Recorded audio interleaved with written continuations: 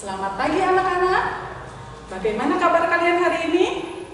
Semoga baik-baik saja ya, dan semoga kita selalu dilindungi oleh Allah Subhanahu wa Ta'ala. Amin. Nah, anak-anak, alangkah baiknya sebelum kita mulai, kita berdoa dulu ya. Berdoa, mulai. Doa sebelum belajar. Bismillahirrahmanirrahim. Allahumma ftah alaina hikmataka wanshur alaina min hazaini rahmatika ya arhamar rahimin. Nah, kita sudah berdoa, berarti sekarang kita absen dulu ya. Awas, jangan lupa absen di e-learningnya, karena sifatnya wajib. Kalau tidak absen, berarti kalian alpa atau tidak mengikuti pelajaran IPA-nya ya. Mangga silahkan absen dulu di e-learningnya. Udah? Oke. Nah, kalau sudah absen, sekarang kalian cari tempat atau posisi yang nyaman, bersih, supaya belajarnya konsentrasi dan semangat. Oke. Nah, materi hari ini adalah sistem pernapasan manusia.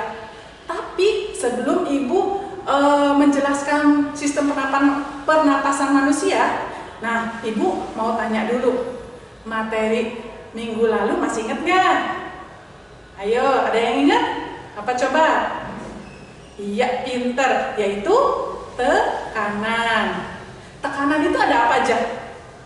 Tekanan zat padat, tekanan zat cair, dan tekanan zat gas. Iya, pinter. Nah, sekarang Ibu akan membacakan tujuan pembelajaran kali ini.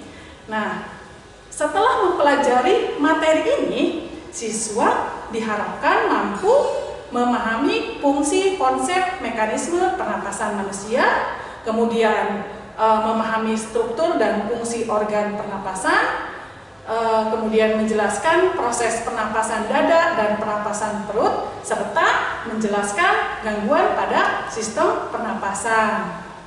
Oke, sekarang kita masuk ke sistem pernapasan pada manusia. Nah, Ibu mau bertanya dulu nih, apa sih bernapas? Kita makhluk hidup itu bernapas kan? Jadi, ada yang tahu nggak bernapas itu apa? Ayo, siapa yang tahu? Iya, pinter. Bernapas adalah proses menghirup oksigen dan mengeluarkan karbon dioksida. Nah, organ pernapasan manusia. Coba anak-anak sekarang perhatikan gambar di samping. Ada apa aja sih organ pernapasan? Yuk kita lihat bareng-bareng. Yang pertama apa? Iya, rongga hidung, kemudian faring, laring, paru-paru, bronkus, kemudian ada apa lagi tuh? Iya, bronkiolus dan alveolus. Yang pertama yaitu rongga hidung. Apa sih rongga hidung? Iya, ada yang tahu? Hidung ya? Iya, hidung adalah organ terluar yang langsung bersentuhan dengan gas atau udara untuk bernapas. Nah, fungsi hidungnya apa? Iya, fungsi hidungnya yaitu menghirup oksigen atau O2 dan sebagai jalur keluar karbon dioksida atau CO2. Nah, organ ini terletak di tulang tengkorak dan tersusun dari tulang rawan, tulang otot, dan kulit. Nah, di dalam hidung ini terdapat rongga hidung yang berperan penting dalam proses pernapasan. Nah, rongga hidung berfungsi untuk melembabkan, menghangatkan, menyaring filter udara yang masuk ke tubuh, ya, bulu dan lendir atau disebut mukus di dalam rongga hidung berfungsi untuk menangkap debu, spora jamur dan zat asing di udara. Itu rongga hidung. Sekarang yang kedua yaitu faring. Faring itu tenggorokan ya. Nah, tenggorokan atau yang disebut dengan faring merupakan jalur tersusun setelah kita menghirup udara melalui hidung. Nah, pada tenggorokan ini organ pernapasan dilanjutkan dengan pangkal tenggorokan yaitu laring, trakea, dan bronkus. Selanjutnya yang ketiga yaitu laring. Nah, laring itu disebut juga pangkal tenggorokan. Nah, yang kita kenal yaitu kotak suara. Apa sih kotak suara? Ya, kotak suara yaitu penghubung antara faring dan trakea. Nah, di bagian ini terdapat pita suara dan katup epiglotis. Nah, apa sih katup epiglotis? Yaitu yang memisahkan saluran makanan dengan saluran udara. Selanjutnya yaitu trakea.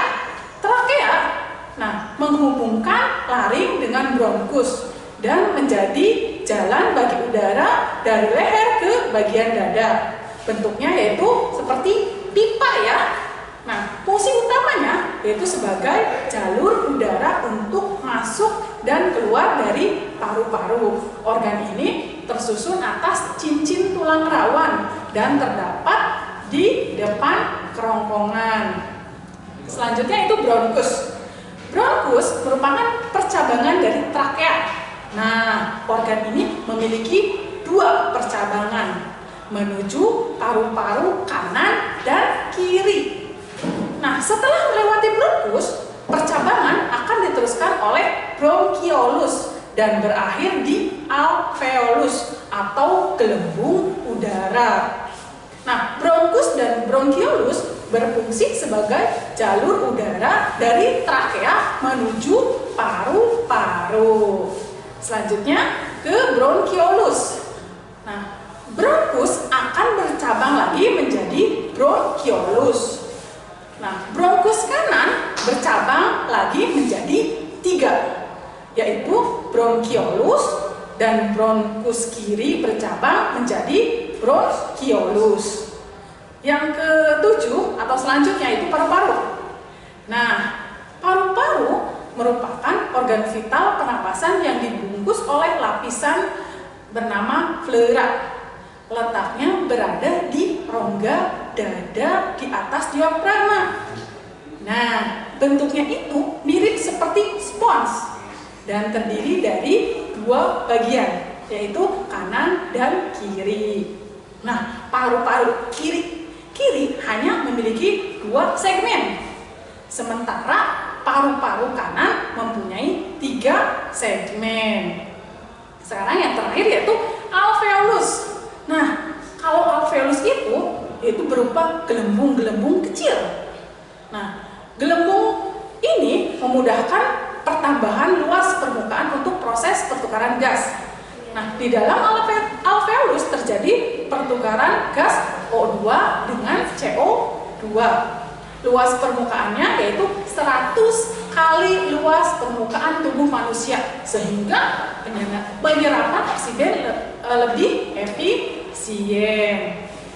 Nah, sekarang mekanisme pernapasan manusia. Nah, ada pernapasan dada dan ada pernapasan perut. Yuk anak-anak, mari kita perhatikan gambar di samping, yaitu pernapasan dada dan pernapasan perut. Nah, kita lihat pernapasan dada, ada inspirasi ya dan ekspirasi. Sama, pernapasan perut juga ada inspirasi dan ekspirasi. Sekarang kita bahas dulu pernapasan dada, yaitu inspirasi. Nah, lihat gambar.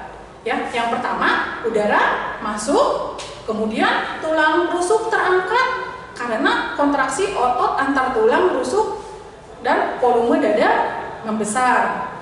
Sedangkan ekspirasi, udaranya keluar ya, kebalikannya. Tadi masuk, sekarang keluar. Jadi udara keluar, tulang rusuk turun karena otot interkosta berelaksasi, volume dada mengecil.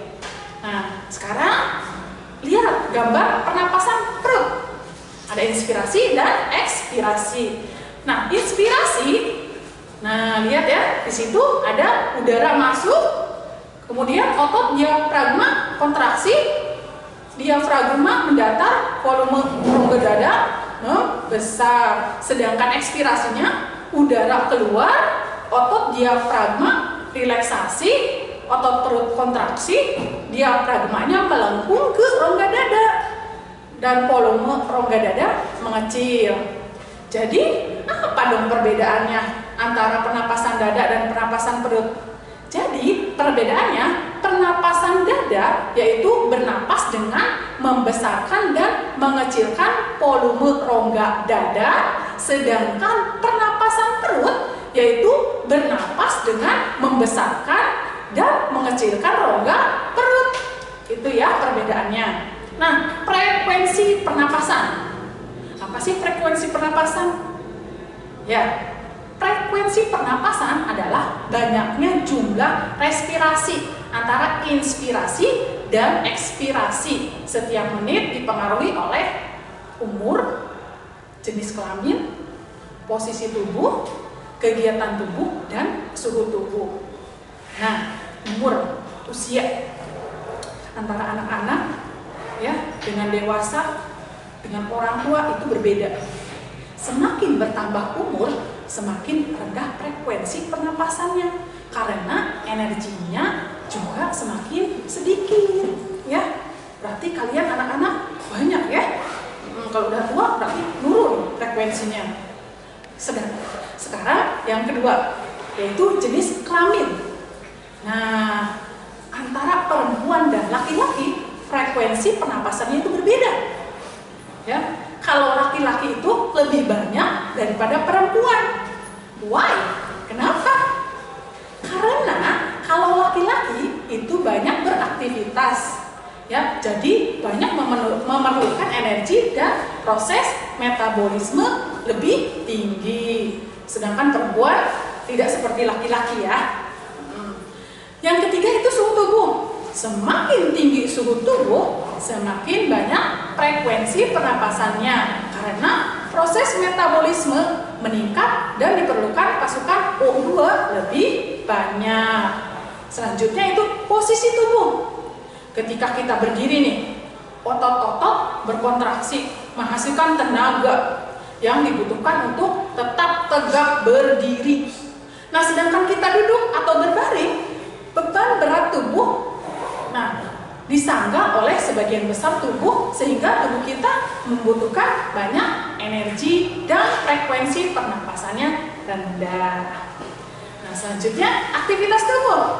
Ya, mempengaruhi juga ya frekuensi pernapasannya. Semakin banyak aktivitas tubuh, maka semakin banyak energi yang dibutuhkan sehingga membutuhkan semakin banyak oksigen dan frekuensi pernapasan meningkat. Yang terakhir yaitu berat badan. Ya, coba lihat berat badan kalian masing-masing ya. Berat badan orang yang cenderung gemuk memiliki frekuensi bernapas yang lebih cepat dibanding orang kurus ya. Oke. Nah, sekarang ada volume pernapasan. Volume pernapasan ada volume tidal, volume cadangan ekspresi, volume cadangan inspirasi, volume residu, dan kapasitas vital paru-paru, kemudian kapasitas total paru-paru. Nah, yang pertama, volume tidal, yaitu volume udara yang masuk dan keluar paru-paru saat terjadi pernapasan biasa. Pernapasannya itu sekitar 500 mili. Sedangkan volume cadangan ekspresi, volume udaranya masih dapat dikeluarkan dari paru-paru setelah melakukan ekspirasi biasa. Volumenya itu sekitar 1000 mili. Sedangkan volume cadangan inspirasi yaitu masih dapat dimasukin ke dalam paru-paru setelah melakukan inspirasi biasa. Volumenya itu sekitar 1500 mili. Nah, sedangkan volume residu yaitu volume udara yang tersisa di dalam paru-paru setelah melakukan ekspresi ekspresi biasa, nah volumenya sekitar 1000 mili. Sedangkan kapasitas vital paru-paru yaitu jumlah total dari volume tidal ditambah volume inspirasi ditambah volume ekspirasi atau volume maksimal yang dapat diisap atau dikeluarkan paru-paru. Nah, kapasitas vital paru-paru ini sekitar 3500 mili. Sedangkan kapasitas total paru-paru yaitu udara yang dapat bertampung secara maksimal di dalam paru-paru. Sekarang yaitu gangguan apa saja sih yang terdapat pada pernapasan manusia? Yaitu salah satunya influenza atau yang kita kenal itu pilek ya, pilek atau flu. Nah, yang kedua yaitu tonsilitas. Apa sih tonsilitas? Amandel. Jadi amandel itu namanya tonsilitas ya. Yang ketiga yaitu faringitis. Apa sih faringitis? Ya, yaitu sakit tenggorokan. Nah, yang keempat yaitu pneumonia. Nah, pneumonia itu yaitu cairan kental yang terdapat di paru-paru. Selanjutnya itu tuberkulosis atau TBC, yaitu batuk ya, yang mengeluarkan darah. Nah, yang selanjutnya yaitu asma atau sesak napas. Nah, yang terakhir yaitu kanker paru-paru. Oke, Ibu sudah jelaskan ya dari awal sampai akhir. Mari kita simpulkan bersama-sama. Nah, bernapas itu apa sih tadi? Ya, yaitu proses menghirup oksigen dan mengeluarkan karbon dioksida. Nah, organ pernapasan manusia itu ada apa aja? Ya, ada rongga hidung, ada faring, ada laring, ada trakea, ada bronkus, bronkiolus, alveolus, dan paru-paru. Nah, mekanisme pernapasan dada dan pernapasan perut. Ada frekuensi pernapasan dan volume pernapasan beserta gangguan pernapasan manusia atau penyakit pernapasan ya yang terdapat di manusia ya, atau penyakit pernapasan yaitu tadi contohnya pilek, terusnya tonsilitas, faringitis, pneumonia, TBC, asma ya. Nah, sebagai penutup Ibu mau bertanya dulu nih. Masih ingat nggak yang tadi Ibu jelasin? Ibu mau kasih soal satu saja atau pertanyaan. Apa saja organ pernapasan manusia? Yuk, siapa yang bisa? Siapa yang masih ingat? Iya, yaitu ada rongga hidung, faring, laring, trakea, bronkus, bronkiolus, alveolus, dan paru-paru. Pinter. Iya. Nah, sekarang Ibu ingetin ya, nanti pembelajaran untuk minggu depan yaitu sistem ekskresi. Jadi kalian bisa baca ya di LKS atau kalian browsing di internet tentang sistem ekskresi. Jadi supaya sebelum Ibu menjelaskan kalian udah baca, udah mengerti. Jadi nanti tambah pinter. Oke? Nah, kemudian jangan lupa kerjakan soal di e-learningnya. Hasilnya yang bagus ya. Kan tadi Ibu udah jelasin. Oke? Iya. Nah, alangkah baiknya ya kita sudah selesai pelajaran IPA-nya. Mari kita berdoa bersama-sama. Berdoa mulai. Allahumma inni astaudi'uka ma 'allamtanihi fardudhu ilayya inda hajati wala tansanihi ya rabbal alamin. Doa selesai. Ya, kita sudah tutup dengan doa. Wabillahi taufiq wal hidayah. Wassalamualaikum warahmatullahi wabarakatuh.